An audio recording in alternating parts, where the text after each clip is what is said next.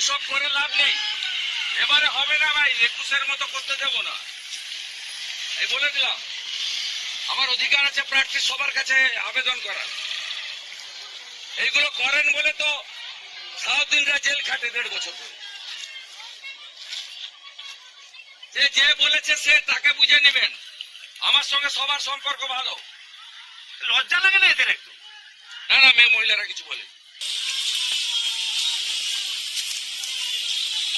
এগুলো করতে না বলো ভাই, দিনকাল বদলে গেছে, এগুলো করবেন না।